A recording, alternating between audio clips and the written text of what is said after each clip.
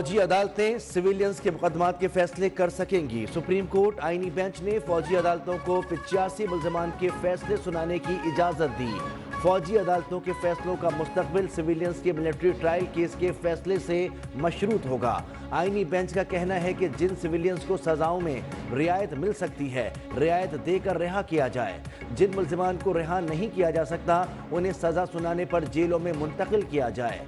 आईनी बेंच ने सिविलियंस के फौजी अदालतों में ट्रायल केस की समाअत आइंदा माह तक के लिए मुलतवी कर दी।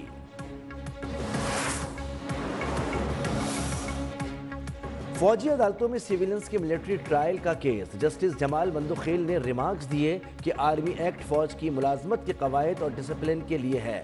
क्या आर्मी एक्ट में तरमीम करके हर फर्द को उसके मातहत किया जा सकता है?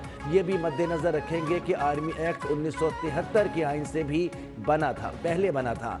हुकूमती वकील ख्वाजा हारिस ने बताया कि फौज में कोई भी जुर्म की नीयत से नहीं जाता, बुनियादी हुकूक जुर्म करने पर ही ख़त्म हो जाते हैं। जस्टिस मुसरत हिलाली ने कहा कि यहाँ बात बुनियादी हुकूक की नहीं, सिविलियंस और नॉन सिविलियंस की हो रही है।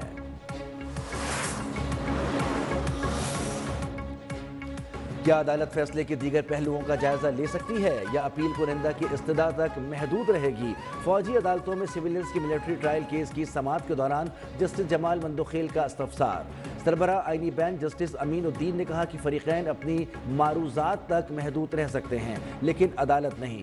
जस्टिस मोहम्मद अली मजहर ने कहा कि कल भी कहा था कि 9 मई के वाक़यात की तफसील फराहम करें। फिलहाल अदालत के सामने मामला सिर्फ कोर कमांडर हाउस का है। अगर केस सिर्फ कोर कमांडर हाउस तक ही महदूद रखना है तो भी आगाह कर दें। एडिशनल अटॉर्नी जनरल ने बताया कि 9 मई की तफसीलात आज ही मौसूल हुई हैं, मुतफर्रिक दरख्वास्त जमा कराएंगे।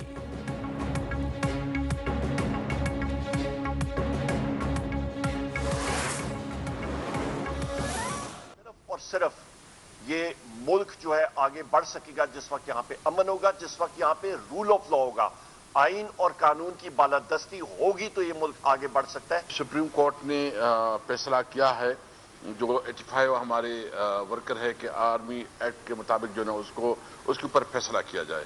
हम इस पे बड़ी तशवीश रखते हैं। फौजी अदालतों को इजाजत देने के फैसले पर तशवीश है, मशवरा कर रहे हैं मामले पर रिव्यू में जाएं या आलमी अदालत।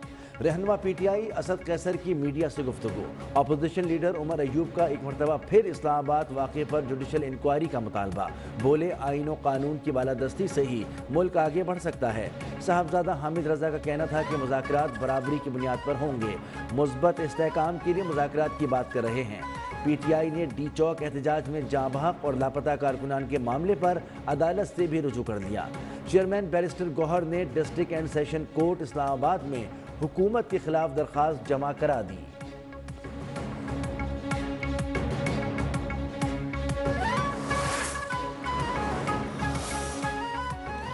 पीटीआई के एहतजाज में रेंजर्स एहलकारों की शहादत। बानी पीटीआई बुशरा बीबी के खिलाफ तहरे कत्ल के मुकदमे की सील FIR मंजर आम पर। मतन के मुताबिक रेंजर्स एहलकारों की हलाकत का वाक़या बानी पीटीआई की ईमा हुक्म पर हुआ।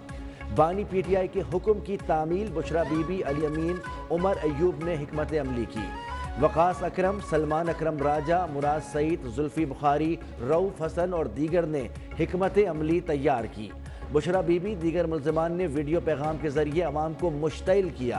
पीटीआई की क़यादत पर कत्ल के मुकदमे के साथ दहशतगर्दी के 10 मुख्तलिफ दफ़ात शामिल। मुकदमा सिंध रेंजर्स के एहलकार की मुद्दयत में दर्ज किया गया।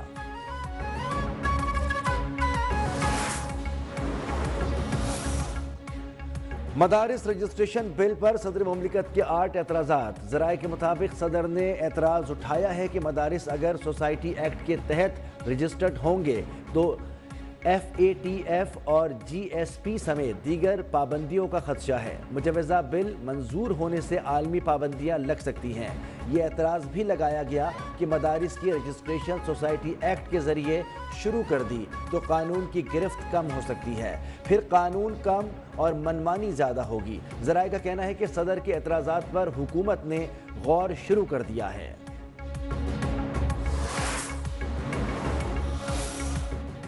پارلیمنٹ کا مشترکہ اجلاس بلانے کا معاملہ ذرائع کے مطابق مولانا فضل الرحمان نے پارلیمنٹ کا مشترکہ اجلاس 17 دسمبر کے بعد بلانے کا پیغام دیا۔ وفاق المدارس کا اجلاس 16 اور 17 دسمبر کو ہوگا۔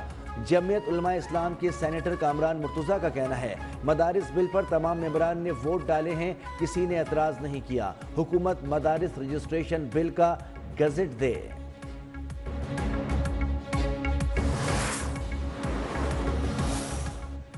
سپریم کورٹ کی آئینی بینچ نے 26ویں ترمیم سے متعلق درخواستوں پر سماعت جنوری کے دوسرے ہفتے میں کرنے کا عندیہ دے دیا۔ جسٹس امین الدین نے کہا کہ خصوصی عدالتوں سے متعلق کیس کا جلد فیصلہ کرنا چاہتے ہیں اور 26ویں آئینی ترمیم کے خلاف درخواستیں اس کیس کے بعد سنی ہیں۔ ہمارے پاس 26ویں ترمیم سمیت بہت سے کیسز پائپ لائن میں ہیں۔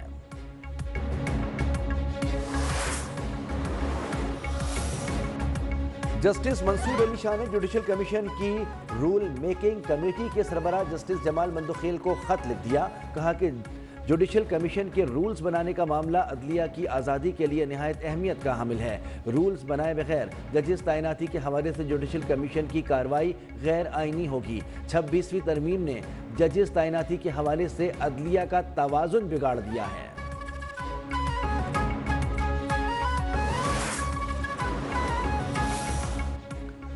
سپریم جوڈیشل کونسل کا اجلاس، کونسل نے ججز کے خلاف 30 شکایات خارج کر دی۔ جوڈیشل کونسل نے 5 شکایات پر ججز سے جواب طلب کر لیا۔ سپریم کورٹ ترجمان نے جوڈیشل کونسل اجلاس کا اعلامیہ جاری کر دیا۔ آئی سی سی نے ہائیبرڈ ماڈل کی منظوری دے دی، بھارتی میڈیا کا دعویٰ۔ کہا آئی سی سی چیمپئنز ٹرافی کے میچز بھارت دبئی میں کھیلے گا۔ 2026 T20 ورلڈ کپ کے میچ پاکستان کولمبو میں کھیلے گا۔ پی سی بی کو زر تلافی کے طور پر کچھ نہیں ملے گا۔ پاکستان 2027 میں وومنز T20 کے بعد ایونٹ کی میزبانی لے سکے گا۔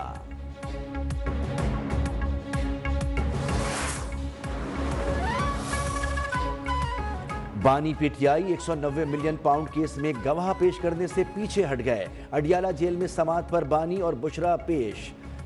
بانی پی ٹی آئی نے عدالت میں جمع بیان میں ترمیم کر دی۔ عدالت نے فریقین کے حتمی دلائل کے لیے 17 دسمبر کی تاریخ مقرر کر دی۔ اس سے قبل اسپیشل کورٹ سینٹرل 1 اسلام آباد نے توشہ خانہ کیس 2 میں بانی پی ٹی آئی اور بشرا بی بی پر فرد جرم عائد کی تھی۔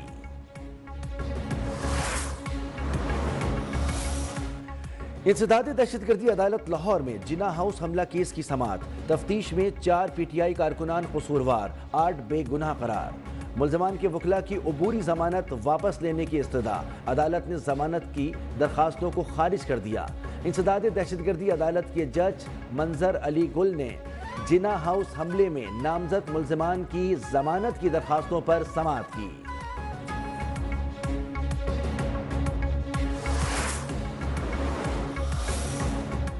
وزیراعظم شہباز شریف نے بجلی کے نرخ مزید کم کرنے کی ہدایت کر دی۔ کہا بجلی پیداواری منصوبوں کے حوالے سے لاہے عمل پر عمل درآمد تیز کیا جائے۔ مستقبل میں کم لاگت بجلی منصوبوں کو ہی ترجیح دی جائے۔ اجلاس میں وزیراعظم کو ملک بھر میں جاری پن بجلی کے منصوبوں پر پیش رفت سے بھی آگاہ کیا گیا۔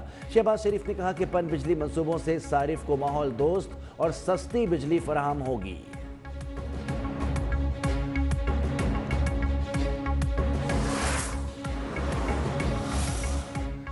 حکومت کا مزید 6 آئی پی پی سے مہنگی بجلی خریدنے کے معاہدے ختم کرنے کا فیصلہ۔ مزید 300 ارب روپے کی بچت کا امکان۔ ذرائع کے مطابق 2396 میگا واٹ کے 6 آئی پی پیز کے ساتھ معاہدے ختم کیے جائیں گے۔ وفاقی حکومت اس سے قبل 13 آئی پی پیز کے ساتھ معاہدے ختم کر چکی ہے۔ وزیر اعلیٰ پنجاب مریم نواز کا کہنا ہے کہ پاکستان میں سرمایہ کاری کے بے شمار مواقع موجود ہیں۔ پنجاب آبادی کے لحاظ سے پاکستان کا سب سے بڑا صوبہ ہے۔ پنجاب میں توانائی کی ضروریات دیگر صوبوں کی نسبت زیادہ ہیں۔ چین مختلف شعبوں میں پاکستان کی مدد کر رہا ہے۔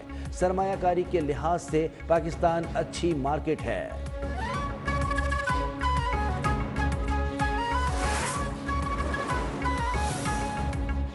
صدر آصف علی زرداری نے سی پیک کی بنیاد رکھی۔ صوبائی وزیر شرجیل میمن کا کہنا ہے کہ صدر زرداری کے کہنے پر چینی وفد نے مختلف شعبوں میں سرمایہ کاری میں دلچسپی کا اظہار کیا۔ चीनी सरमायाकारों को सिंध में हर मावनत फराहम करेंगे। धाबी जी इकोनॉमिक जोन CPEC से जुड़ा हुआ है। चीन के साथ ताल्लुकात को मजीद मजबूत देखना चाहते हैं। सिंध में पब्लिक प्राइवेट पार्टनरशिप के तहत बड़े मंसूबे चल रहे हैं।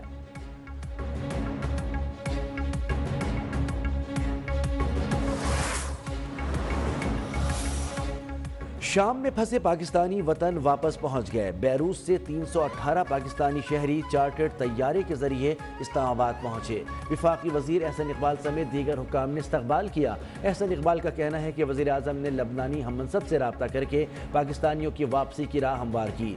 वतन वापस आने वालों को घरों तक पहुँचाने का बंदोबस्त किया गया। पाकिस्तानियों की बाहिफाजत वतन वापसी पर लबनानी वजीर आज़म के मशकूर हैं।